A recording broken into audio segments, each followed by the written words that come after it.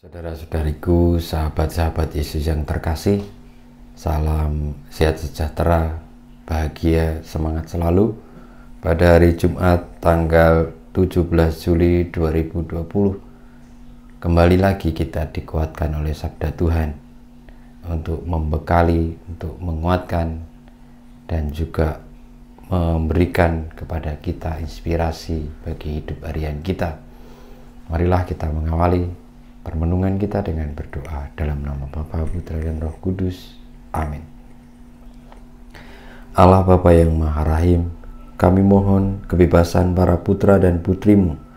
Semoga rohmu berkenan menjiwai hati kami, agar kami mampu menyerupai Yesus yang menjadi jalan dan kebenaran kami.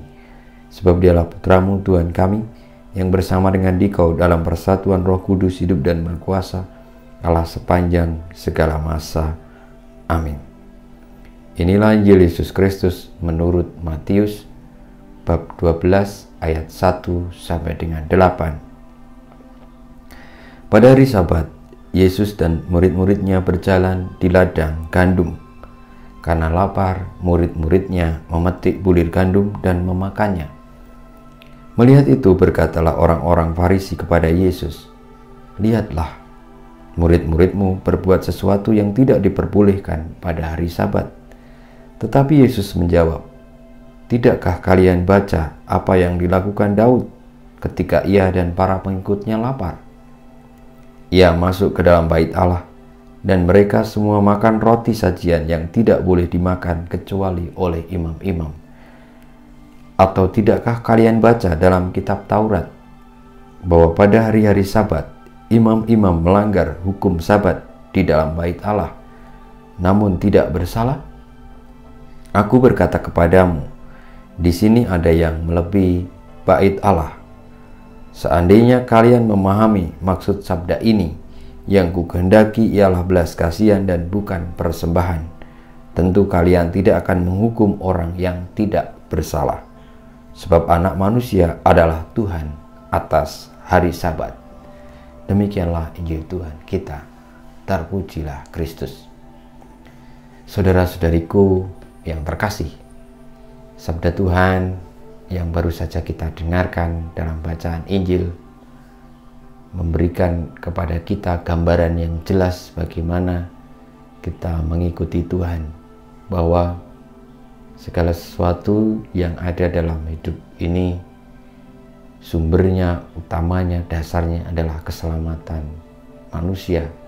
Karena dengan menyelamatkan sesama, mengasihi sesama, itu artinya kita juga memuliakan Tuhan, atau kita mencintai, memuji Tuhan dengan menyelamatkan sesama. Maka aturan-aturan yang dibuat sebenarnya arahnya seperti itu. Dalam hukum gereja Katolik atau yang disebut hukum kanonik, di sana tertulis pada awal atau pada dasarnya atau pondasinya itu dalam bahasa Latinnya adalah seperti ini kata-katanya, salus animarum suprema lec, artinya hukum tertinggi itu adalah demi keselamatan jiwa-jiwa. Apa yang disampaikan Yesus kepada orang-orang yang mengkritik murid-muridnya yang memetik gandum, yang memakan pada hari Sabat, itu adalah juga demi keselamatan jiwa-jiwa. Dan itu sangat relevan ketika ditempatkan atau ditatapkan dalam situasi sekarang ini, yang pada situasi pandemi corona, ketika orang ingin semuanya berkumpul, ingin melaksanakan kegiatan-kegiatan bersama, lalu tiba-tiba tidak diperkenankan. Dan ketika ada banyak orang yang protes, ini menyalahi atau melanggar aturan hukum, melanggar liturgi dan sebagainya dan sebagainya. Tetapi itu semua tidak terus dijalankan dengan sesuai hukum yang tertulis, tetapi demi keselamatan jiwa-jiwa. Maka saudara-saudariku, kalau kita diminta untuk tetap tinggal di rumah, diminta untuk tidak berkumpul terlebih dahulu. Itu bukan karena kita takut, bukan karena kita tidak percaya sama Tuhan, tetapi justru kita beriman dengan nalar, beriman dengan selalu menjunjung tinggi keselamatan jiwa-jiwa sebagai hukum yang tertinggi sebagaimana kehendak Tuhan. Semoga kita semua dengan rendah hati mampu menanggapi segala sesuatu seperti Yesus, memiliki hati seperti hatinya, yang dengan tekun mengetahui kehendak Tuhan yang tertulis dalam kitab suci, dan tidak hanya kata per kata, tetapi dia apa yang ada di baliknya, yakni demi keselamatan jiwa-jiwa.